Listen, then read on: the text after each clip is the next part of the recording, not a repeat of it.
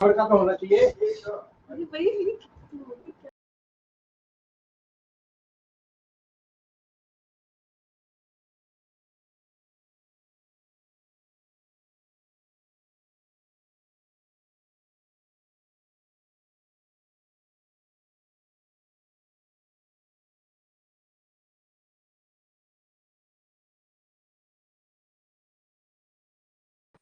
Hello everyone, so welcome to Jaydev classes for JRF and this is Meenakshi Singh और आज हम लोग यहाँ पर डिस्कस करने वाले हैं expected MCQs on political science.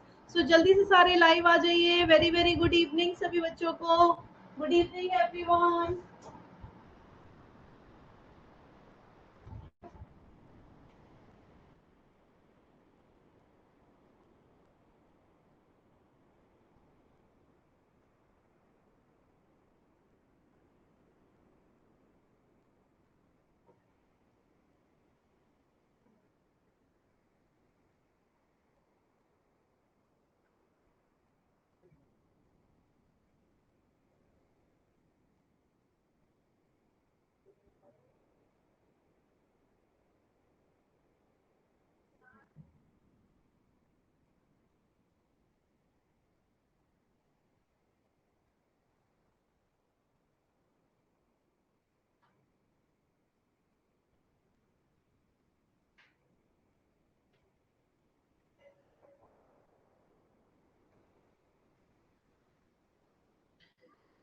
Good evening Savita, very good evening. चलो शुरू करें, जल्दी जल्दी आ जाओ सभी बच्चे, फिर स्टार्ट करते हैं सेशन को।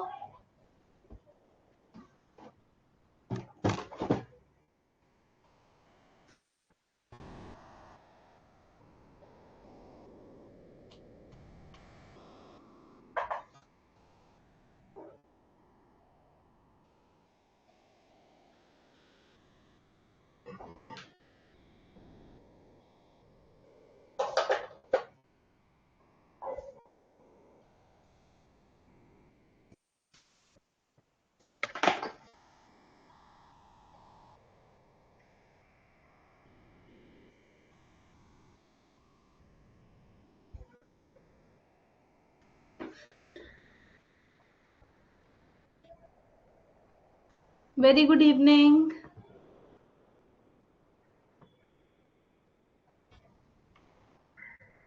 हम लोग 100 क्वेश्चंस तक पहुंच गए थे, है ना, पहुंचने वाले थे, जो हमने कल डिस्कस किया था।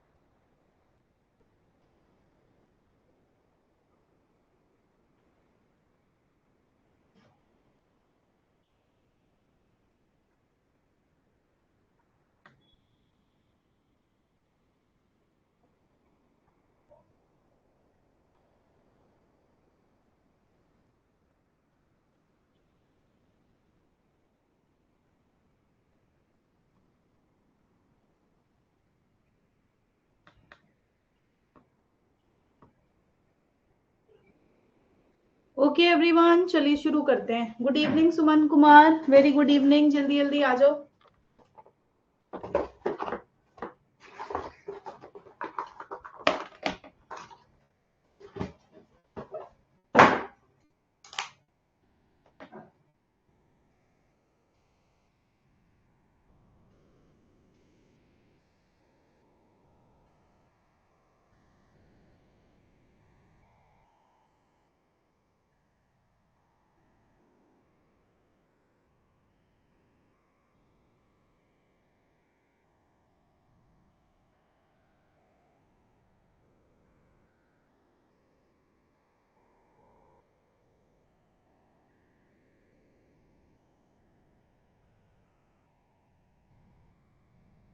ठीक है, हमने लास्ट क्वेश्चन जो डिस्कस किया था आप सभी को याद होगा, जो हमने लास्ट क्वेश्चन डिस्कस किया था तो वो हमारा ये था 94 का राम मनोहर लोहिया, है ना। मैंने आप लोगों से कहा था कि बच्चों आप लोग लोहिया के बारे में पढ़कर आना और हम लोग क्लास के स्टार्टिंग में ही लोहिया से इंपॉर्टेंट चीजें डिस्कस करेंगे।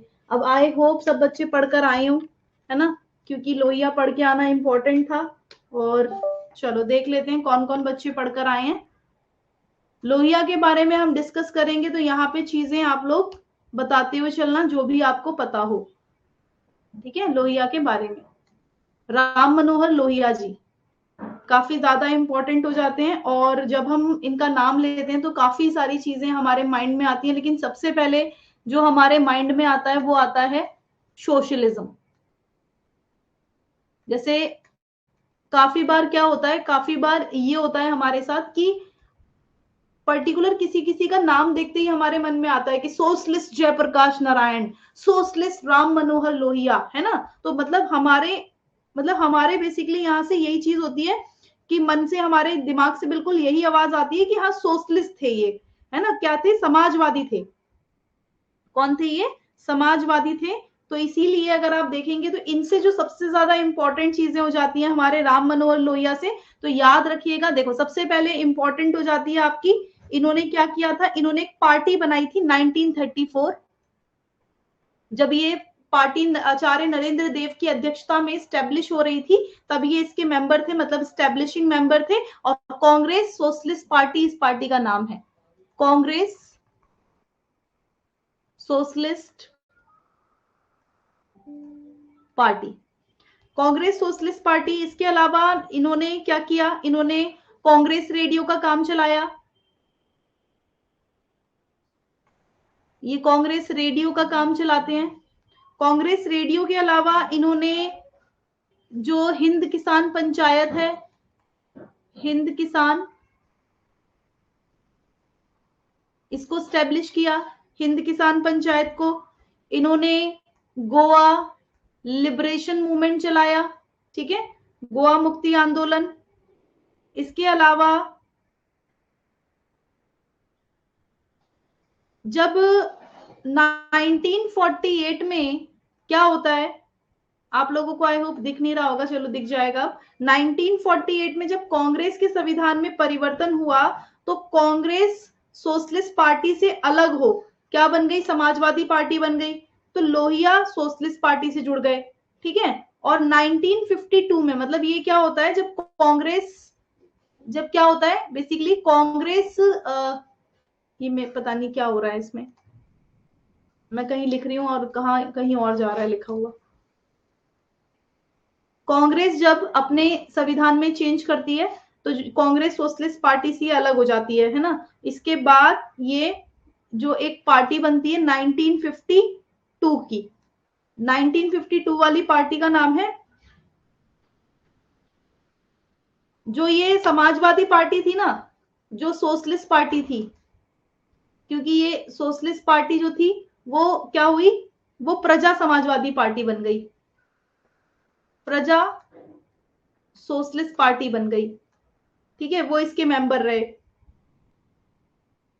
इन्होंने, लोहिया ने इंदिरा गांधी जी को गूंगी गुड़िया, क्या बोलते हैं, गूंगी गुड़िया बोला था। ये याद रखना, क्वेश्चन आता है कि गूंगी गुड़िया किसे बोलते हैं, ठीक है। जो हिंदी आंदोलन चलाया, हिंदी मूवमेंट चलाया था, तो हिंदी मूवमेंट लोहिया ने चलाया था, ये बात याद रखना, ठीक है। 1 घंटा देश को दो। अच्छा, इसके अलावा इनकी बुक्स बहुत ज्यादा इंपॉर्टेंट है क्योंकि क्वेश्चन हमारा बुक से ही रिलेटेड था, और आप लोगों ने जो गलती की थी वो बुक से ही रिलेटेड गलती की थी। तो इनकी बुक्स आप लोग याद रखना। देखो इनकी बुक्स हो जाती है wheel of history, wheel of history इनकी मोस्ट इंपॉर्टेंट बुक है। सब बच्चों को गुड इवनिंग, सबको good evening, very good evening. जो जो लिखवा रहे हो जल्दी लिखना, टाइम नहीं लगाएंगे और फिर नेक्स्ट क्वेश्चन पे चलेंगे। विल टू पावर, ये इनकी काफी इंपॉर्टेंट है। मार्क्स, गांधी एंड सोशलिज्म, जो बुक है ना वो है मार्क्स, गांधी एंड सोशलिज्म। ये काफी इंपॉर्टेंट हो जाती है। गिल्टी मैन, काफी बच्चों को लग रहा था कि गिल्टी मैन वाली बुक इनकी नहीं है। Guilty man of India's partition.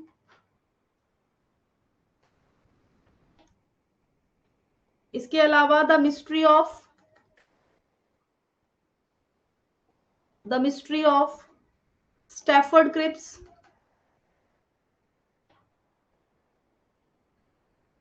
ठीक है, और इनके 2 न्यूज़पेपर थे बच्चों। अगर आप देखेंगे ना, इनके 2 न्यूज़पेपर थे। फर्स्ट न्यूज़पेपर हो जाता है मैनकाइंड, सॉरी मैनकिंग लिख दिया, मैनकाइंड। और जो दूसरा हो जाता है वो हो जाता है जन जो था वो हिंदी में था, ये इंग्लिश में था। ठीक है, इसके अलावा इन्होंने और क्या दिया, इन्होंने 4 पिलर थ्योरी दी है। इसको बोलते हैं चौखंबा राज्य। इन्होंने न्यू सोशलिज्म का कॉन्सेप्ट दिया, ये न्यू सोशलिज्म का कॉन्सेप्ट देते हैं। इन्होंने 7 रेवोल्यूशंस दिए थे, जिसको हम सप्त क्रांति बोलते हैं। ठीक है, ये ध्यान रखना। और एक और है इनका परमानेंट सिविल डिसोबीडेंस। परमानेंट सिविल डिसोबीडेंस, तो ये ध्यान रखना। तो ये भी किसका हो जाता है, ये भी हमारे लोहिया का हो जाता है। एक बार जल्दी से बताओ अगर ये क्लियर है।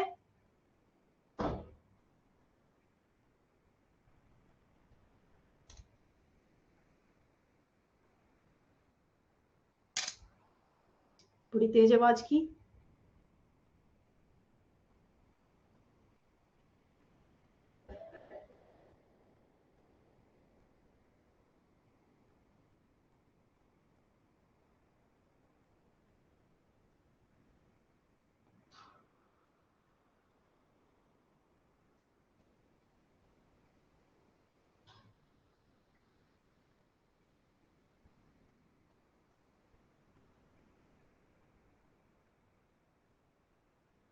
क्लियर?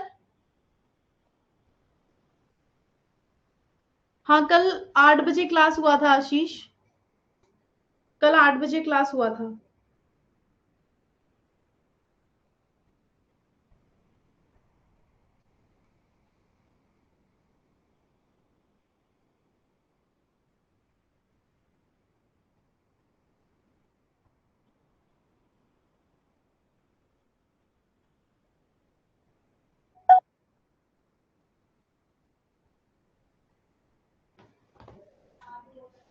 हाँ आशीष बोलो।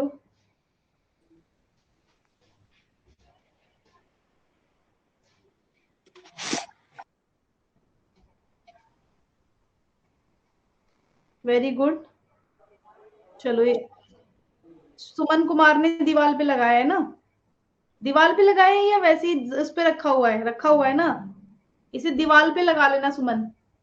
ठीक है, जो मैंने होमवर्क दिया था वो यही दिया था कि आप लोगों को सुप्रीम कोर्ट वाले आर्टिकल्स जो हैं लिखकर उसे क्या करना है, दीवार पे लगाना है, जहां पर आप मोस्टली अपना टाइम बिताते हो वहां। आशीष, डू यू हाँ, want to? Good evening ma'am. हाँ, गुड इवनिंग मैम। अच्छा, गुड इवनिंग। हाँ, बोलो बोलो। हमको वो वाला याद आ गया। भूल कुछ गए? नहीं। कुछ बोलना था, भूल गए? नहीं नहीं, वो चीज नहीं बोले। बोले थे जस्टिस पार्क के आने बोले थे, तो क्वेश्चन किए थे क्या? मैंने तो पढ़ा था लेकिन क्लास का हाँ, पता ही नहीं चला। जस्टिस पे मैंने क्या कहते हैं, कुछ इंपॉर्टेंट चीजें बताई थी कि कौन क्या क्या बोलता है। ठीक है, कल मैंने आर्टिकल्स दिए थे। आज चलो कोई नहीं, आज आपने, कल आप आए नहीं थे तो आप आज आपको होमवर्क दे रही हूँ। सुप्रीम कोर्ट के सारे आर्टिकल्स एक चार्ट में लिखने हैं और उसको अपनी दीवार पे लगाना है, जहां पर भी लिखा हुआ है आप। मेरा। कोई बात नहीं, फिर उसी को फोटो खींच के भेजना मुझे, लेकिन वो दीवार पे ही हो। ऐसा ना हो कि आपने दीवार के अलावा कहीं और लगा रखा हो। नहीं, वो ना चार्ट पेपर में मैंने रखा हुआ लिख हाँ, के। तो उसे दीवार पे लगा के फिर उसकी फोटो भेजना है। ठीक है, ठीक है। ओके। देखो, हमारी क्लास का सुमन कुमार है, जो मतलब इतना अच्छा बच्चा है, उसने अपना होमवर्क तक भेज दिया और मेरे माइंड से निकल गया था होमवर्क। चलो ठीक है, अब हम लोग चलते हैं। आ जाओ यहाँ पे। तो यहाँ पे कौन सा, Ranade Gandhi and Jinnah is the correct answer, because ये राम मनोहर लोहिया की तो बुक है नहीं। अच्छा बताओ किसकी बुक है ये? रनाडे एमन रो, गांधी and जिन्ना, एमन रो का है ना? एम एन रॉय, ये ओ B R Bhimrao Ambedkar. Ambedkar.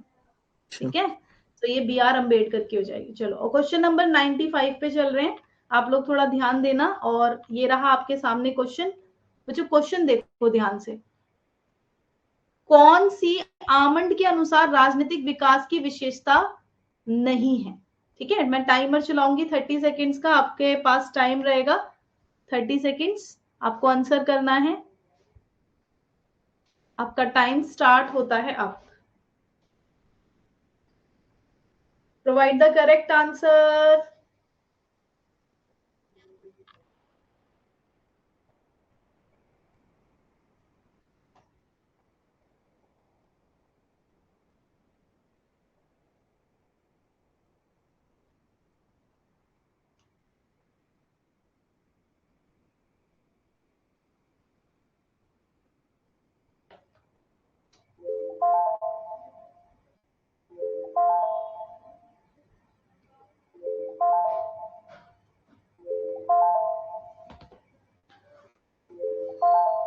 Okay everyone, answer.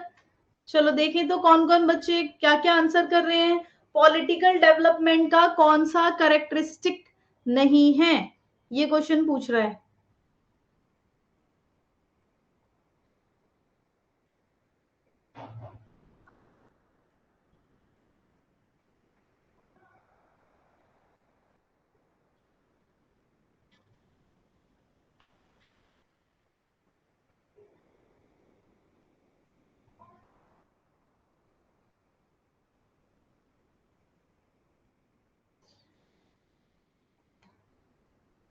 Okay everyone, सब बच्चे जो आंसर कर रहे हैं वो कर रहे हैं ऑप्शन नंबर डी।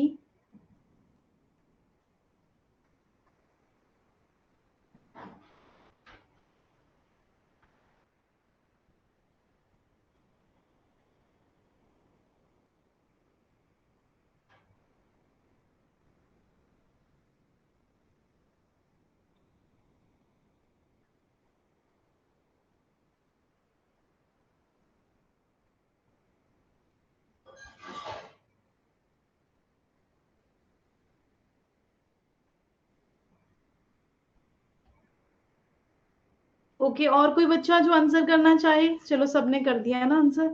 1 मिनट रुको बच्चों, बस 1 मिनट।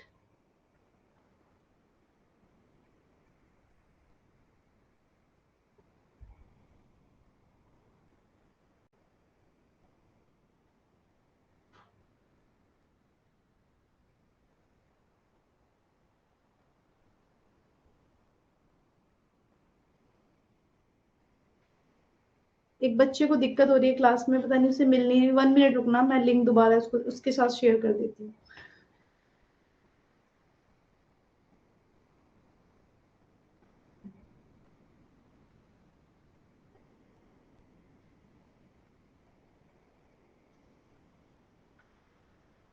ठीक है, सो यहाँ पे जो क्वेश्चन है हमारा, क्वेश्चन नंबर हमारा ये है 95। क्वेश्चन कह रहा था आमंड के अकॉर्डिंग कौन कौन से पॉलिटिकल डेवलपमेंट के कैरेक्टरिस्टिक्स नहीं है। तो यहाँ पे आप देखोगे रोल स्पेशलाइजेशन को वो बताते हैं, सब सिस्टम ऑटोनॉमी को बताते हैं, सेक्युलराइजेशन हो जाएगा, सब सिस्टम इंटीग्रेशन वो नहीं बताते। तो यहाँ पर राइट आंसर क्या होगा, option number D is the correct answer. उपव्यवस्था एकीकरण वो नहीं बताते हैं। ओके, तो आमंड का अगर हम पॉलिटिकल डेवलपमेंट पर ध्यान दें तो यहाँ पे आपका जो आंसर हो जाएगा वो क्या हो जाएगा, ऑप्शन नंबर डी। यस आशीष, दोबारा करो आशीष, दोबारा रेज हैंड कीजिए। जब हम पॉलिटिकल डेवलपमेंट को पढ़ते हैं बच्चों, तो पॉलिटिकल डेवलपमेंट में, हाँ यस आशीष बोलो। मैम वो ना दिमाग में चल गया था लुसियन पाई वाला। अच्छा, लूसियन पाई वाला चल गया था। हाँ, लूसियन पाई में भी कितने आएंगे बताओ आप? 3 है उसमें। हाँ उसमें 3 है, कौन कौन से? Very good. इक्वलिटी है, डिफरेंशिएशन है, और हम्म, इक्विटी, डिफरेंशिएशन और एक और कौन सा है? कैपेसिटी। ठीक है, हाँ ऐसे याद करवाया था ना, CDE, है ना, हाँ, तो ऐसे ही याद रखने हैं। हाँ, तो यहाँ पर जब हम आमंड के अकॉर्डिंग बात करते हैं किसी पॉलिटिकल डेवलपमेंट के करेक्टरिस्टिक्स की, तो कोई बच्चा बताएगा?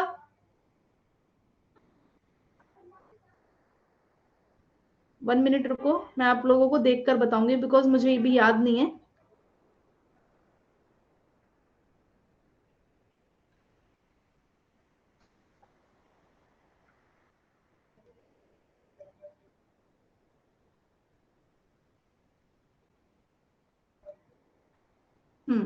इसमें अगर आप देखेंगे ना, जैसे जो आमंड है, आमंड का यदि आप पॉलिटिकल डेवलपमेंट की करेक्टरिस्टिक्स देखोगे तो ये फोकस करता है ट्रांजिशन ऑफ सोसाइटीज पर।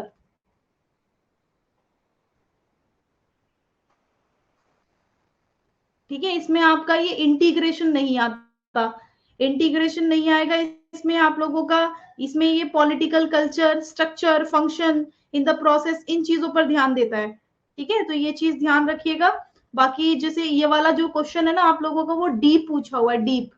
ये क्वेश्चन आप लोगों का डीप पूछा हुआ है, और ये जो मेरे पास बुक है उसके अंदर भी इसका नहीं दिख रहा, क्योंकि ये असिस्टेंट प्रोफेसर का वो है। ठीक है, लेकिन जैसे ही मुझे दिखेगा वैसे ही मैं आप लोगों को ये वाला कराऊंगी पॉलिटिकल डेवलपमेंट में। चलो आगे चल रहे हैं तब तक हम।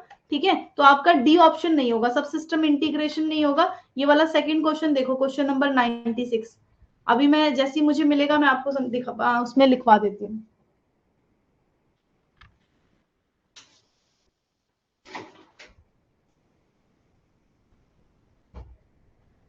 पायल कहाँ है? कहाँ पर है? क्या क्या कर रही है? टेस्ट सीरीज भी है। कॉलेज क्यों गई थी? कॉलेज वो अलग थी।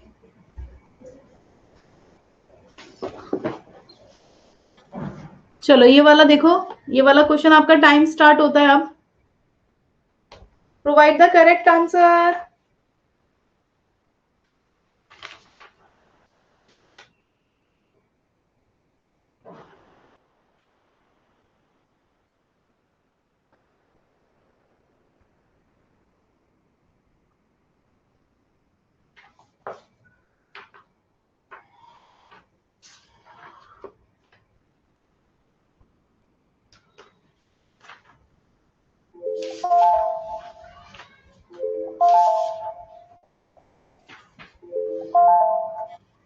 Okay, everyone, answer.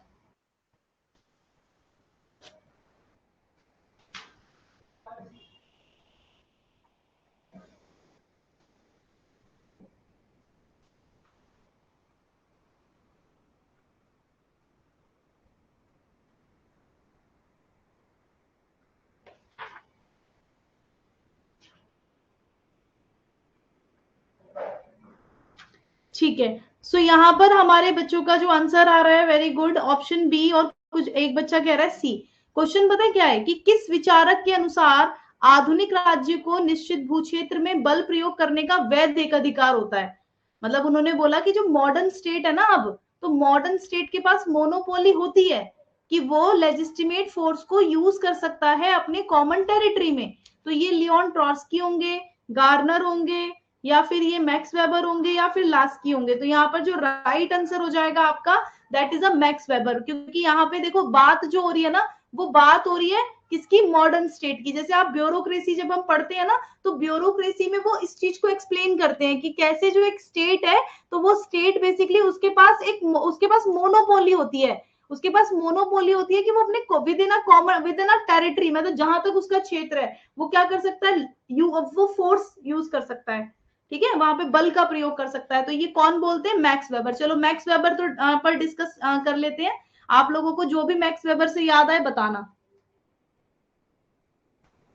जब हम मैक्स वेबर की बात करते हैं तो इनसे जो सबसे ज्यादा इंपॉर्टेंट है वो क्या है? TCL। इन्होंने क्या किया था? इन्होंने 3 टाइप्स की अथॉरिटी बताई थी। इन्होंने 3 प्रकार की क्या बताई थी? इन्होंने 3 प्रकार की अथॉरिटी बताई थी बच्चों, तो ये याद रखना। अब मैं आप लोगों को ज्यादा से ज्यादा रिवीजन कराना शुरू करवा रही हूँ, ठीक है। जो आप लोगों की अब अपकमिंग क्लासेस होंगी तो वो ऐसे ही चलेंगी। एक थिंक कर लिया, उसके बारे में सारा एनालाइज किया, और आपका काम ये है अपनी रफ कॉपी में सारा नोट डाउन करना। तो 3 टाइप्स की अथॉरिटी बताई थी। First is traditional authority,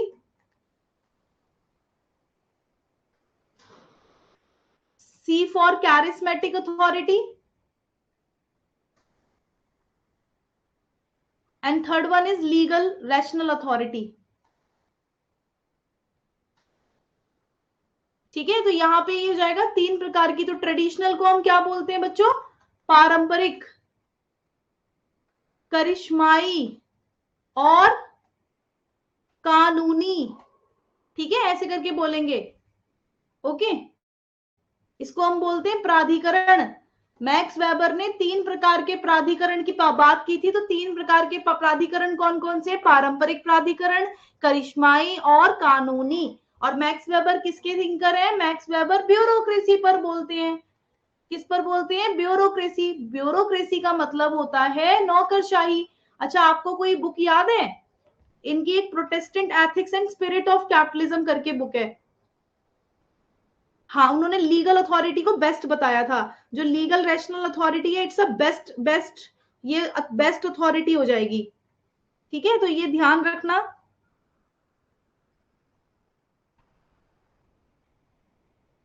clear है? जल्दी से बताओ। अच्छा, इनकी बुक्स देख लो एक बार।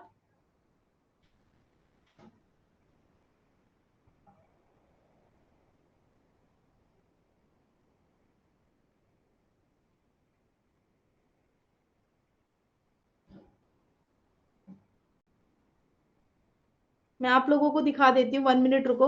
इनकी जो बुक्स है ना, वो काफी ज्यादा इंपॉर्टेंट हो जाती हैं।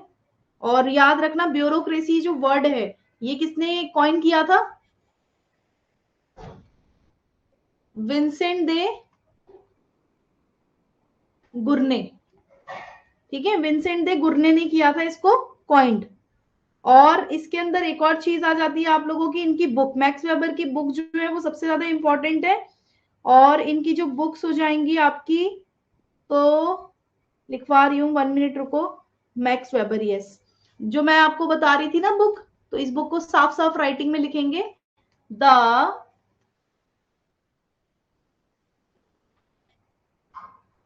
Protestant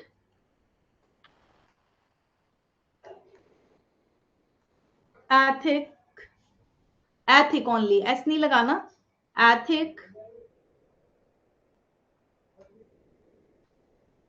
and spirit of. Book सब बच्चों को इंग्लिश में ही लिखनी है। Okay, and second book is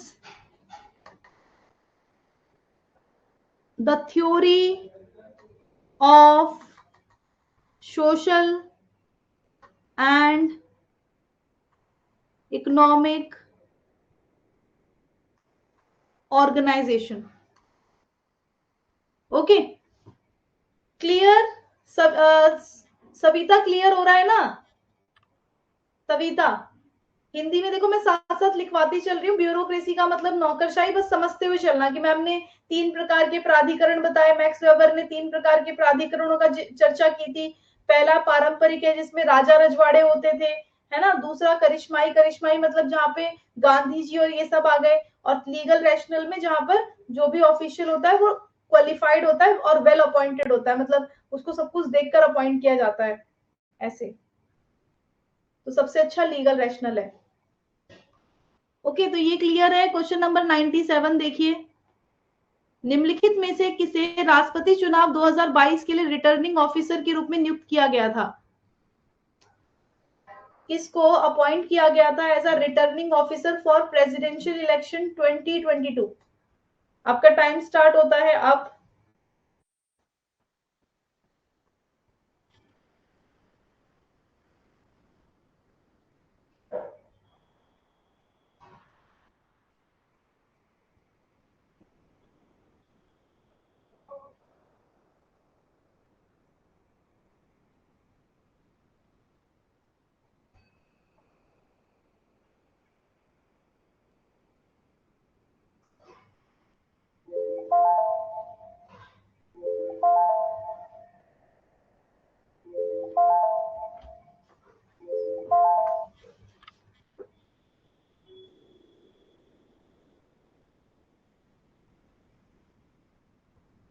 Okay, everyone, answer.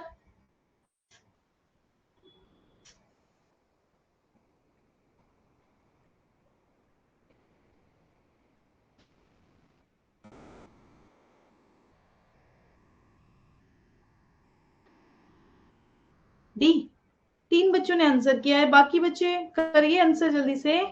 Very good.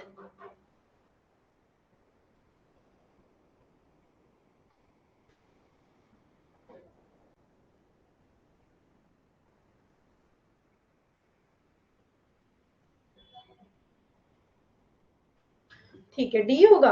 चलो ठीक है। सो यहाँ पर जैसे हमारे जो स्टूडेंट्स हैं आंसर कर रहे हैं D, chief election commissioner of India को ही रिटर्निंग ऑफिसर बता रहे हैं बच्चे की रिटर्निंग ऑफिसर क्या किया गया था, नियुक्त किया गया था।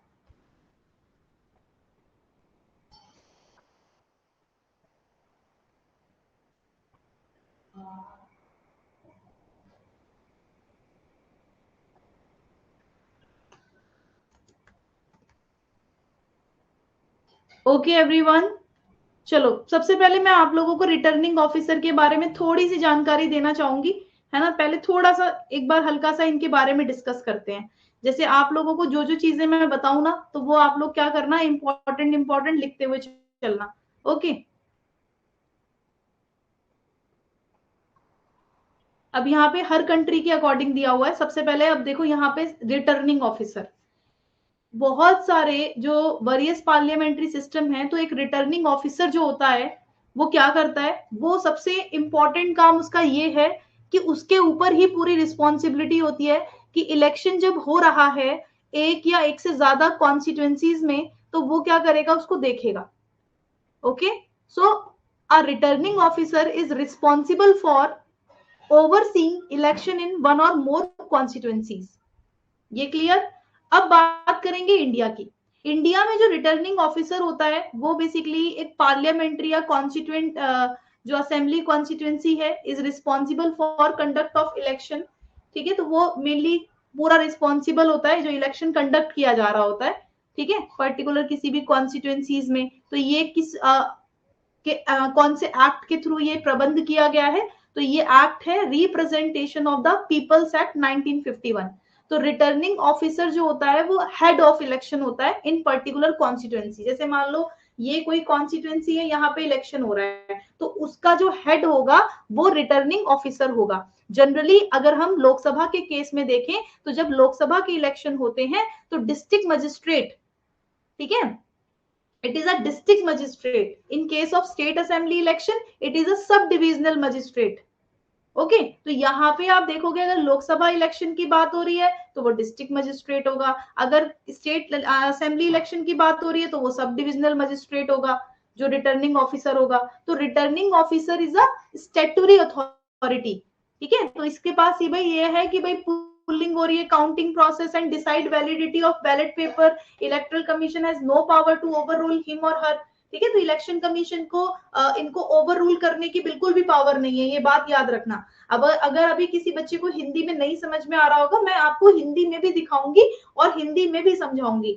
तो इलेक्शन कमीशन जो इंडिया का है वो बेसिकली नॉमिनेट करता है, डिजाइन किया गया है officer of government or local authority as a returning officer for each assembly and parliamentary constituency. तो मतलब हर पार्लियामेंट्री कॉन्स्टिट्यूएंसी के लिए क्या होगा, ठीक है, तो यहाँ पे एक पर्टिकुलर रिटर्निंग ऑफिसर होगा each of assembly and parliamentary constituency in constitution with the state government union territory administration। तो इलेक्शन कमीशन ऑफ इंडिया ही also appoint one or more assistant returning officers. तो जो क्या होता है ना, रिटर्निंग ऑफिसर के बारे में अभी आपने जाना। अब रिटर्निंग ऑफिसर के भी नीचे पर्टिकुलर कुछ पोस्ट होती है जो हमारे रिटर्निंग ऑफिसर को हेल्प करती हैं। तो वो जो पोस्ट होती है बच्चों, उसको हम बोलते हैं असिस्टेंट रिटर्निंग ऑफिसर्स। तो क्या होता है, हमारा इलेक्शन कमीशन उनकी मदद करने के लिए, रिटर्निंग ऑफिसर की मदद के लिए क्या करता है, एक या एक से ज्यादा असिस्टेंट रिटर्निंग ऑफिसर्स को भी अपॉइंट करता है each of assembly and parliamentary constituencies. ठीक है, ताकि ये रिटर्निंग ऑफिसर को असिस्ट कर पाए, परफॉर्म कर पाए। ये बेसिकली जो भी इनको काम दिए गए हैं, इलेक्शन जो कंडक्ट हो रहा है, तो उसके पूरा मतलब अच्छे से चीजें हो पाए। चलो अब एक बार हिंदी में भी बात कर लेते हैं। देख लीजिए, अब ये हिंदी में हो गया।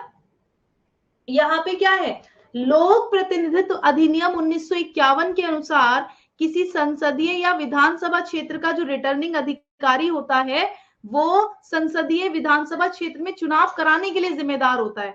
ओके, ये बात क्लियर हो गई। रिटर्निंग ऑफिसर के ऊपर क्या रिस्पॉन्सिबिलिटी है कि वो विधानसभा क्षेत्र में जो चुनाव हो रहा है या संसदीय चुनाव हो रहा है तो वो चुनाव कराने का जिम्मा उन पर है। तो रिटर्निंग ऑफिसर किसी विशेष निर्वाचन क्षेत्र में चुनाव का प्रमुख होता है। आमतौर पर अगर हम लोकसभा चुनाव के मामले में माने तो ये जिला मजिस्ट्रेट होता है। अगर राज्य विधानसभा का चुनाव हो रहा है तो वो उप विभागीय मजिस्ट्रेट कहलाएंगे, ठीक है, या फिर पदेन रिटर्निंग अधिकारी होंगे। तो रिटर्निंग ऑफिसर क्या करते हैं, जैसे इलेक्शन हो रहा है तो वोटिंग हो रही है या फिर गणना हो रही है, काउंटिंग हो रही है, तो इन सब चीजें चलती है ना। तो अगर मत पत्र की वैधता तय करनी है तो इसके प्राधिकारी यही होते हैं और चुनाव आयोग के पास उसे खारिज करने की भी कोई शक्ति नहीं है। भारत का जो चुनाव आयोग है बच्चों, तो जब सरकार या केंद्र शासित प्रदेश प्रशासन के परामर्श से जब विधानसभा या संसदीय निर्वाचन क्षेत्र के लिए रिटर्निंग ऑफिसर के रूप में स्थानीय प्राधिकारी के रूप में अधिकारी को नामित करता है। और भारत का चुनाव आयोग पूरे चुनाव के संचालन के लिए जो पर्टिकुलर क्या करता है, रिटर्निंग अधिकारी की सहायता के लिए क्या करेगा, यहाँ पे सहायक रिटर्निंग अधिकारियों की भी नियुक्ति कर देता है, एक या एक से ज्यादा। ओके, यहां तक क्लियर हो गया आप लोगों को? आई होप यहां तक क्लियर हुआ होगा जो मैंने आप लोगों को समझाया। एक बार यस करके बताओ प्लीज, समझ में आया? Very good evening Monika. बच्चों किसी के पास ना एचपी, ये अभी जो एचपी सेट हुआ था ना, अगर किसी के पास पेपर हो साफ साफ तो प्लीज मुझे भेज देना। मैं सोच रही हूँ एचपी सेट करवाने की, लेकिन वो पता है पेपर साफ ही नहीं है। उसमें तो 3-4 क्वेश्चन तो गायब है, 3-4 क्वेश्चन गायब है उसमें। तो मैं सोच रही हूँ अगर करवाऊं तो अच्छे से करवाऊं, है ना।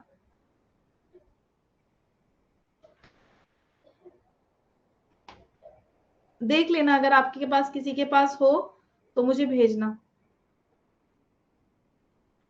अभी 28 अप्रैल को कंडक्ट हुआ था पेपर। ओके एवरीवन, तो वापस क्वेश्चन पे हम आ गए हैं और ये जो क्वेश्चन था हमारा, क्वेश्चन बेसिकली ये था कि निम्नलिखित में से किसे राष्ट्रपति चुनाव 2022 के लिए रिटर्निंग ऑफिसर के रूप में नियुक्त किया गया था।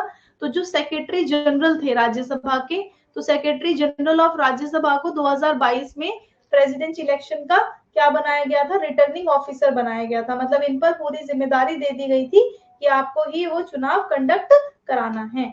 ओके, ऑप्शन ए करेक्ट हो जाएगा।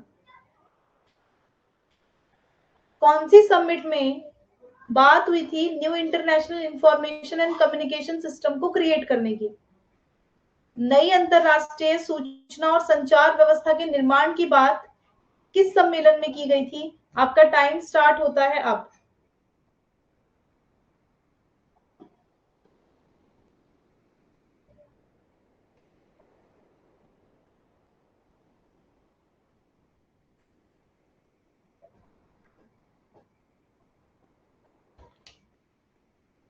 बच्चे स्टोर में जाओ, स्टोर में जाके एक्सपेक्टेड एमसीक्यूज वाले कोर्स पे जाना, ठीक है, और वहां से देखना, वहां से ज्वाइन नाउ करके क्लास का आ रहा होगा, तो वहां से उसमें क्लास में ज्वाइन कर लेना।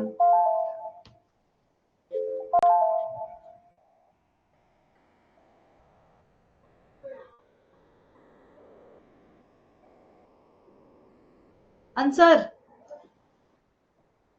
आप लोगों को नहीं बोल रही हूँ, एक बच्चा है ममता, तो वो बेसिकली थोड़ा सा उसको दिक्कत हो रही है, क्लास नहीं मिल पा रही, उसको कह रही थी मैं।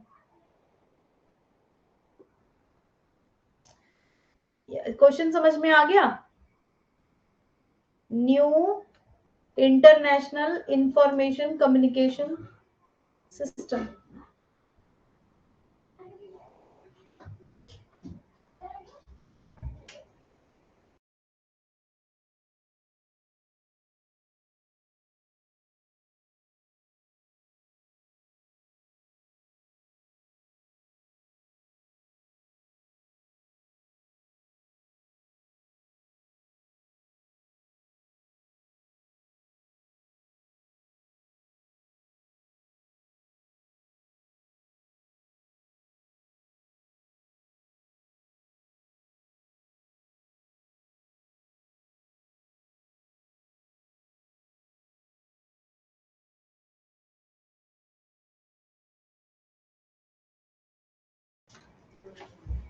ओके एवरीवन, ठीक है सब बच्चे, आंसर हमारे बच्चों ने किया है अभी। तो यहाँ पे आंसर एक ने ठीक दिया है, हरारे समिट। अब मैं आपको हरारे समिट पे लेके चलती हूँ, ठीक है। जो नॉन अलाइनमेंट मूवमेंट की जो हरारे समिट थी ना, तो ये काफी ज्यादा इंपॉर्टेंट समिट मानी जाती है, और इस लिहाज से मानी जाती है क्योंकि ये जो आपका जो इंफॉर्मेशन करके आप देख रहे हो, है ना, इस पर बेसिकली हुआ था।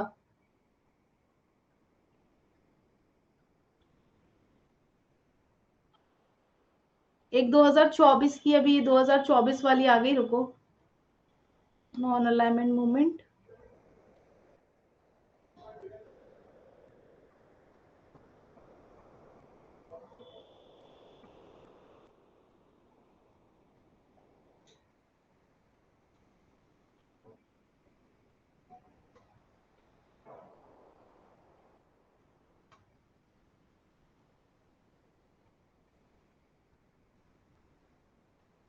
चलो यहाँ पे आ जाओ।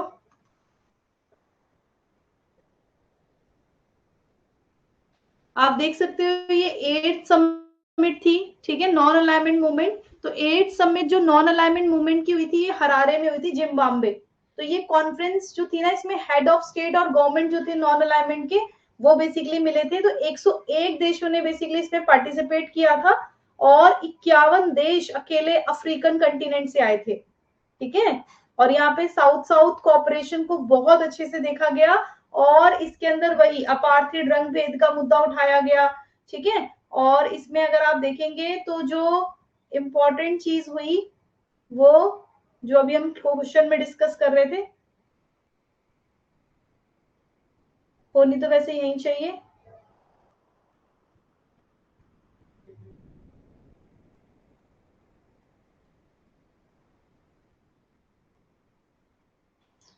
इसमें दिखा नहीं रहा है,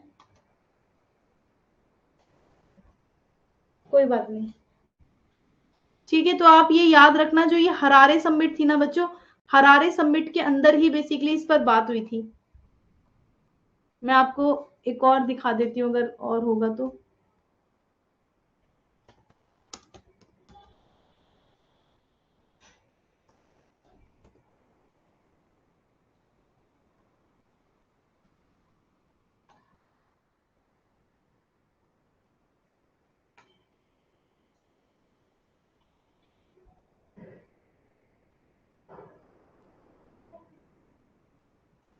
बुक ही ओपन हो रही है। तो ये ध्यान रखना, जिसमें international information and communication system पर बात हुई थी, तो वो कौन सी समिट हो जाती है? वो समिट हमारी हो जाएगी हरारे। कौन सी हो जाएगी? Harare summit. ओके। अगर यहाँ पे मेरी पीडीएफ में अगर हो जाता है ओपन, तो मैं आपको इसमें भी दिखा सकती हूँ।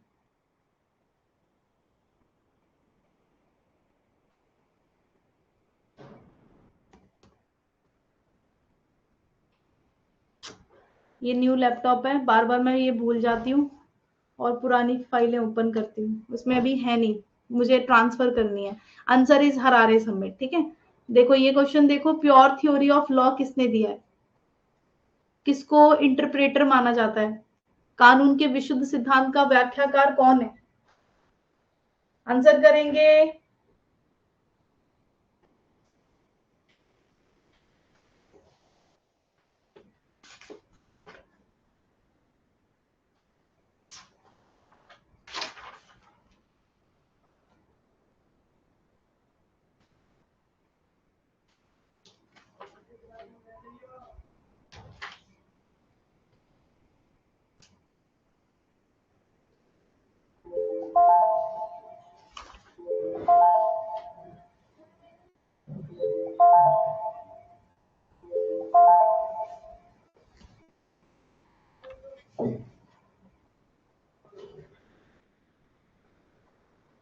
कुछ देखो, मैंने ना मतलब जो ढूंढा है, तो वो ये ढूंढा है।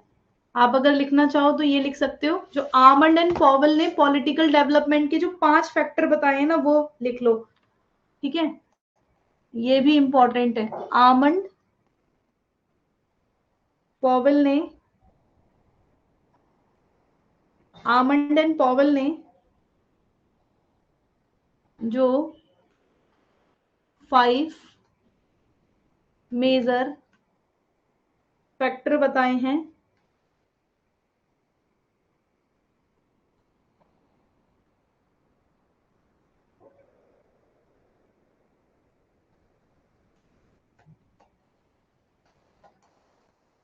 in political development.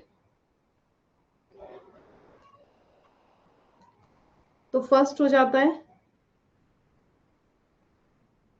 Nature of the problems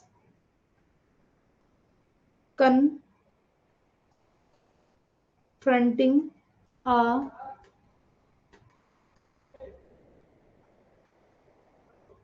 political system.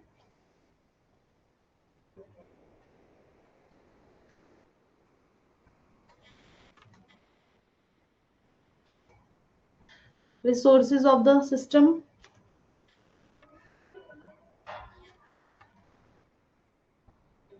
Effect of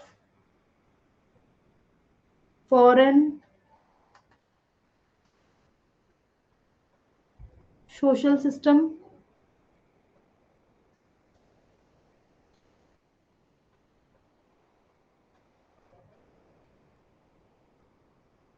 Functioning pattern of the system.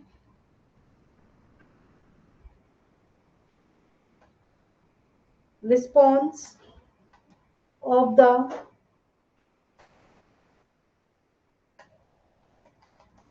इसे सब बच्चे इंग्लिश में लिख लेना, अभी फिर हिंदी बता दूंगी मैं।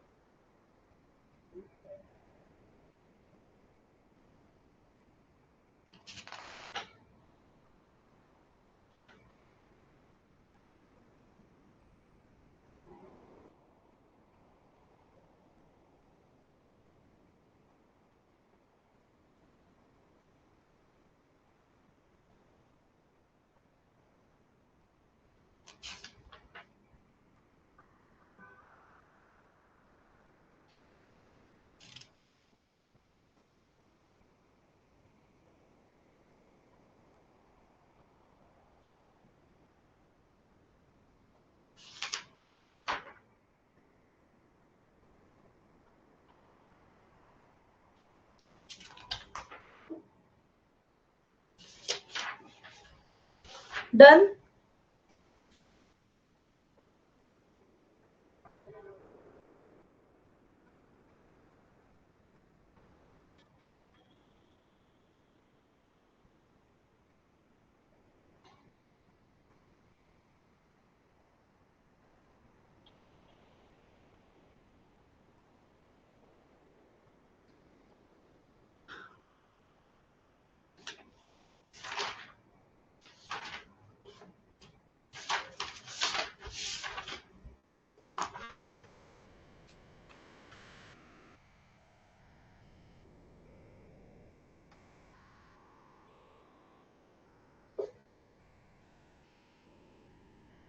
मैम हाँ, सेक्युलराइजेशन किस में आएगा?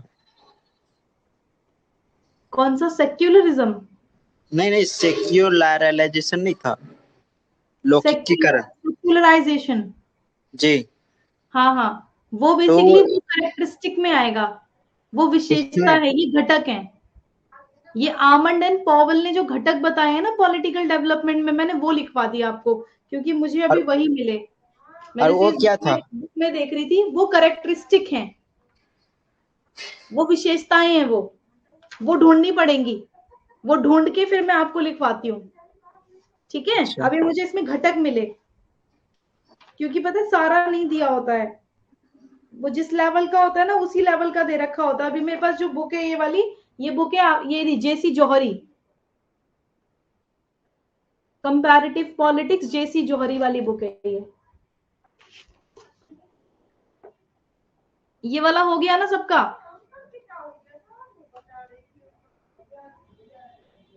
चलो, ये वाला प्योर थ्योरी ऑफ लॉ, इसका आंसर किया था आप लोगों ने? ठीक है, CBAA, ठीक है। हंस केल्सन, डेविड हेल्ड, तो यहाँ पर जो राइट आंसर हो जाएगा आपका वो क्या होगा? देखो, ये जो हंस केल्सन है ना बच्चों, इन्होंने ही प्योर थ्योरी ऑफ लॉ दिया है। ठीक है, जो हंस केल्सन है, हंस केल्सन, तो इन्होंने ही बेसिकली क्या दिया था? प्योर थ्योरी ऑफ लॉ दिया था। अब आज आपको मैं सब इनका तुक्का ही समझा लगा देती रहा है, हूँ। सही हो जा रहा है। क्या? इस उसको भी सब तुक्का ही लगा रहे थे, लेकिन हर आ रहा वाला तो पढ़े थे, याद था। अच्छा, लेकिन चलो आज तो इसको सही हो समझ, रहा है। अच्छी बात है ना अगर सही हो रहा है तो। देखो प्योर थ्योरी ऑफ लॉ को समझते हैं।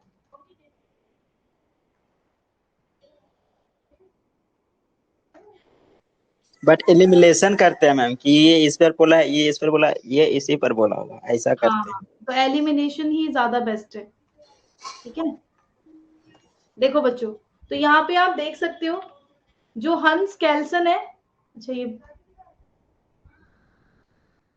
Kelsen said that law is a normative science not a natural science. तो कैल्सन क्या कहते हैं, जो प्योर थ्योरी ऑफ लॉ है उसको कैल्सन समझाते हैं अपने वर्ड्स में, और वो बोलते हैं कि law is a normative science.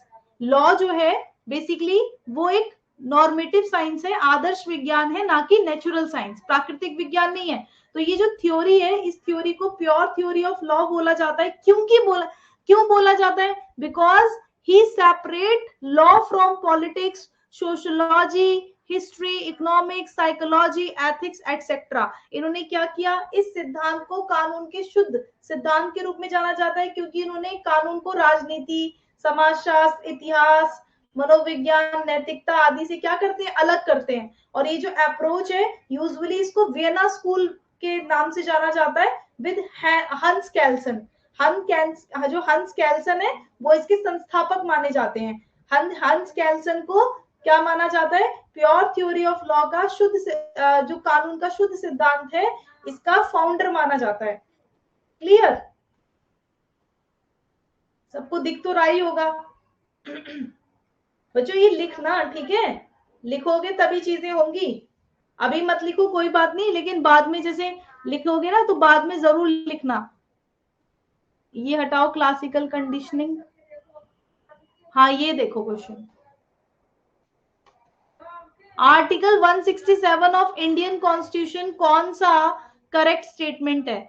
अनुच्छेद 167 के अनुसार कौन सा सही कथन है? ध्यान से आंसर करेंगे, वेरी गुड।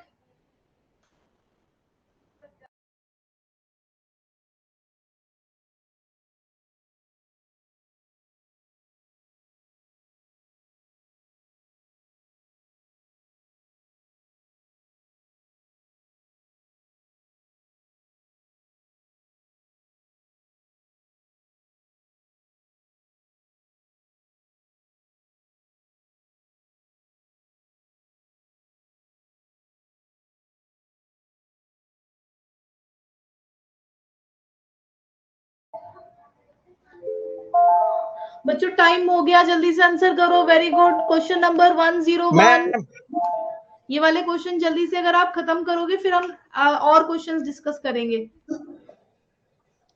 मैम हाँ बोलो। आईसीसी में मेंबर अभी कितना है? आईसीसी में अभी मेंबर मेंबर 1 2 3 ना, 1 to 4। एक बढ़ गया। हाँ, कौन बढ़ा है? 2019 में मलेशिया। उसको शायद ना, मतलब उसको क्या था, उसको बेसिकली वो तो मिल गई थी, है ना, लेकिन उसका वो पास नहीं हुआ था। अभी लगता है रिसेंटली वो हुआ है, मलेशिया। जी मैम। वो प्रोसेस में था एक्चुअली। अब जो इजराइल का मामला नहीं था मैम, हाँ हाँ, उसमें आईसीसी वाला बोल रहा है ना, जितना मेंबर कंट्री की वो यदि इजराइल का जो प्रधानमंत्री है उसको इस देशों में यदि आईसीसी के मेंबर के देशों में आता है तो उसको उठा लिया जाएगा, गिरफ्तार किया जाएगा। अच्छा उसको गिरफ्तार कर लिया जाएगा। जी। अभी आज गाजा की भी न्यूज थी ना, कि गाजा के रिकंस्ट्रक्शन में यूएन ने बोला है कि बहुत मतलब काफी पैसा खर्च होना है, बहुत काफी ज्यादा बड़ा अमाउंट बताया है यूएनओ ने। क्योंकि गाजा जिस हालत में था उसमें पता है कितने लोग मारे गए हैं बच्चों? 34,000 लोग मारे गए हैं गाजा में। ठीक है, जो ये हुए थे ना तब, उसमें 34 के 35 हजार मैम। 34-35 हजार के अराउंड ही है आशीष, इतने जी। मारे गए हैं, मतलब उनकी मौत हो चुकी है। और घायल हाँ जो मैम, उसी हुए उसी हैं उसी उसी के लिए हुआ था, उसी के लिए उसको गिरफ्तारी करने को बोल रहे हैं। हाँ, ये न्यूज इसी से कनेक्ट हो जाती है। यस। क्लियर थैंक है? You ma'am. अरे आशीष कोई नहीं, आप ऐसे बताते रहा करो, क्योंकि मैंने तो पढ़ा है ना, मैं अभी न्यूज़पेपर ही मतलब पहले नहीं करती थी उतना, बट अब मुझे करना होता है। कभी-कभी मेरा न्यूज़पेपर रह भी जाता है। ऐसा नहीं है मतलब मैं डेली ही, मतलब कभी-कभी जैसे बहुत ज़्यादा काम दूसरे हो गए, तो फिर न्यूज़पेपर मेरा साइड हो जाता है। ऐसा भी होता है बहुत बार। लेकिन बाद में उसे कवर करो, मैं बाद में कवर करती हूँ, तो आप भी बाद में कवर करो, सारे बच्चों को बोल रही हूँ। पॉलिटिकल साइंस का अगर कोई स्टूडेंट है तो उसको अप टू डेट रहना है कि चल क्या रहा है। आप अब पता है, अभी अब आप हंसोगे, अभी क्या हुआ, अभी कितने दिन पहले की बात है ये, 2-3 दिन पहले की बात है। चाइना में अमेरिका के फॉरेन जो चीफ सेक्रेटरी समथिंग ऐसे कोई गए थे, ठीक है।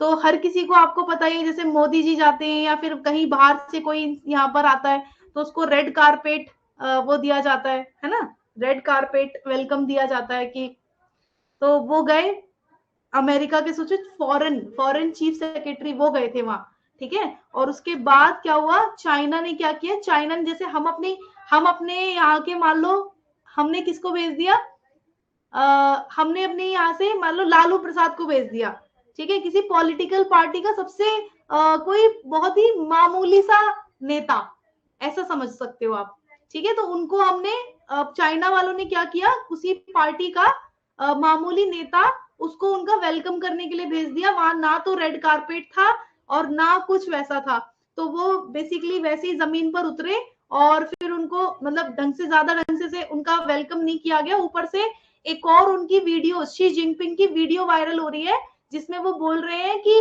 ये कब जाएगा, तो मतलब ये अमेरिका का जो आया है ये कब जाएगा, तो वो जो दूसरा इंसान है जो उनके अंडर है, तो वो बोल रहे हैं कि टू नाइट, आज चला जाएगा। तो फिर पता है, जब जैसे कोई वापस जाता है तो आप लोगों को पता है कोई ना कोई उसको, जैसे कोई सिक्योरिटी से, जैसे हमारे नेवी का या फिर किसी का कोई बहुत बड़ा पोजीशन पे कोई इंसान उसको छोड़ने जाता है, ठीक है। ये हाँ मार्कोस क्या कमांडो बोलते हैं। हाँ हाँ, तो बेसिकली कोई भी नहीं गया, कोई भी, चाइना वालों ने, मतलब वो सोचो, जो वहां के वो जैसे हर उसमें हर कंट्री में हर कंट्री का वो नहीं होता, जैसे हमारी कंट्री का भी बेसिकली अमेरिका में है एक, है ना, आप समझ गए होगे जो मैं बोलना चाह रही हूँ, मेरे को वर्ड याद नहीं आ रहा। तो उनको अमेरिका वालों ने उन्हीं को कॉल किया कि वो आए हुए हैं, चीफ सेक्रेटरी आए हैं हमारे, ठीक है, फॉरेन के, तो बेसिकली आप आओ और उन्हें छोड़ने आओ। तो वही उन्हीं के देश के, अमेरिका के ही वो राजनायक उन्हें मैम, छोड़ने, हाँ राजनायक डिप्लोमेट हाँ, जो होता है। राजनायक जो पर्टिकुलर होते हैं उसी देश में, है ना, तो वो छोड़ने आए, सोचो। तो यहाँ पे अब पूरा पूरा ये है कि चाइना को शर्म तो बिल्कुल रही नहीं है, ठीक है, और चाइना पता नहीं क्या बनकर दिखा रहा है, और अमेरिका आने वाले दिनों में उस पर टैक्सेशन जरूर लगाएगा, ये तो कंफर्म हो गया है, ठीक है। इतना ह्यूमिलेट किया, सोचो, इतना तो कोई भी नहीं करता है किसी को, और इतना ह्यूमिलेशन हुआ, वो भी किसी देश के बहुत ऊपरी पोस्ट पर किसी व्यक्ति की ह्यूमिलेशन हुई है, सोचो। चलो इस क्वेश्चन को डिस्कस करते हैं। भारतीय संविधान के अनुच्छेद 167 के अनुसार कौन सा कथन सही है ना, यही पूछा था।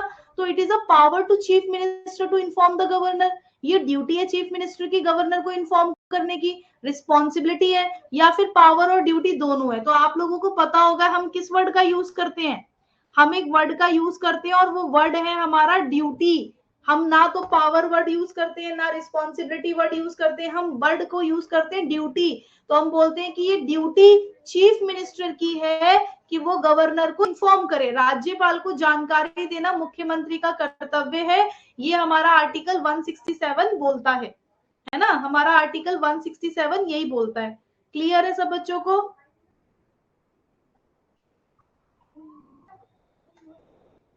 क्लियर?